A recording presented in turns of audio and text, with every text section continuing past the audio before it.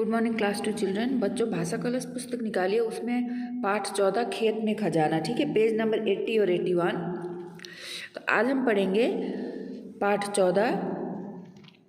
तो बच्चों आप लोग भी पाठ को पढ़ने का प्रयास करेंगे, ठीक है। तो आइए पढ़ते हैं पाठ 14 खेत में खजाना। एक किसान के 3 पुत्र थे। वे बहुत आलसी थे। वे कभी काम नहीं करते थे, पर खर्च करने के लिए हमेशा किसान से पैसे मांगते रहते थे। किसान बहुत खिन्न रहता था। खिन्न मतलब दुखी रहता था, क्योंकि उसके बच्चे जो थे वे हमेशा किसान से पैसे मांगते रहते थे। वे कोई काम नहीं करते थे और बस अपने पिताजी से पैसे मांगा करते थे। वह सोचता था कि इन्हें कैसे समझाऊं कि इन्हें भी परिश्रम करना है। किसान हमेशा क्या सोचता था बच्चों, कि वो सोचता था कि वो अपने बच्चों को कैसे समझाए कि उन्हें भी परिश्रम करना चाहिए, है ना। एक दिन उसने पुत्रों को बुलाया और कहा, पुत्रों, अब मैं बूढ़ा होता जा रहा हूँ। पुत्र मतलब बेटा, ठीक है। इसलिए मैं तुम्हें एक गुप्त बात बताना चाहता हूँ। गुप्त मतलब कि बच्चों राज की बात, जो किसी को पता ना हो। जब तीनों लड़के वह बात जानने के लिए उत्सुक हो गए तो किसान ने कहा, मेरी बात ध्यान से सुनो। मैंने अपने खेत में खजाना छुपाया था, परंतु मैं वह स्थान भूल गया हूँ। तुम खेत को खोदो और धन निकाल लो। आलसी लड़के बहुत लोभी भी थे।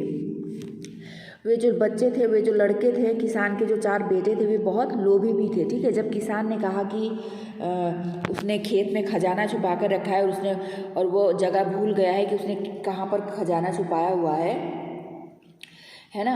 तो किसान ने कहा था अपने बेटों से कि वो खेत को खोदे और खजाना को ढूंढकर निकाले। तो वे चारों लड़के बहुत लोभी भी थे, इसलिए उन्होंने किसान की बात तुरंत मान ली थी, ठीक है। वे इतने लालची थे कि इसलिए वो खजाने की लालच में आकर उन्होंने खेत खोदने की बात को वे मान गए थे, ठीक है। इसलिए वो काम करने के लिए तत्काल तैयार हो गए थे। इसलिए वे यह काम करने के लिए तत्काल तैयार हो गए। अगली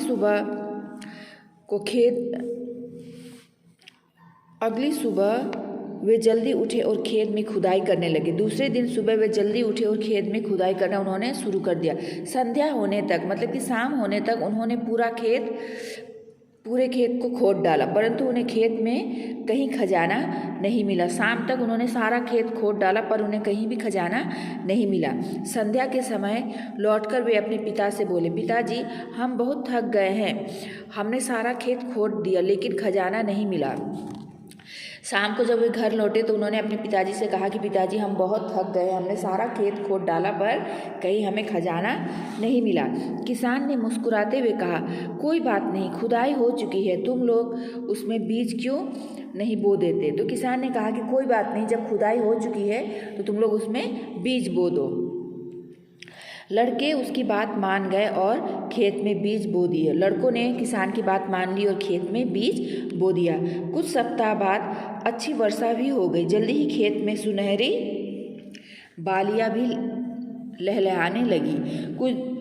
कुछ दिनों बाद वर्षा हुई तो खेत में सुनहरी बालियां भी लहलहाने लगी। बालियां मतलब बीज बोने के बाद जब छोटे छोटे जो उगते हैं ना पौधे बच्चे, उसको बालियां भी कहा जाता है, ठीक है। तब किसान ने कहा, मेरे बच्चों, तुम इस फसल को काटकर बाजार में बेचकर धन प्राप्त कर लो। तो किसान ने अपने बेटों से कहा कि तुम इस फसल को काटकर बाजार में बेचकर धन प्राप्त कर लो। लड़के फसल काटकर बाजार में बेच आए। इससे उन्हें 1000 रुपये मिले। रुपये लाकर उन्होंने अपने पिता को दे दिए। किसान के बेटों ने क्या किया, फसल को काटकर वे बाजार में बेच आए, जिससे उन्हें 1000 रुपया मिला और वे उन रुपयों को अपने पिताजी को उन्होंने दिया, ठीक है। बूढ़े किसान ने रुपये देखे और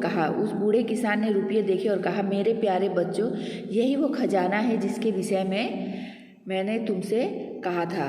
किसान ने अपने बेटों से क्या कहा कि बच्चों, यही वो खजाना है जिसके विषय में उस किसान ने अपने बेटों से कहा था। यह खजाना खेत की मिट्टी में छुपा हुआ था। तुम्हारी कड़ी मेहनत से यह बाहर आया है।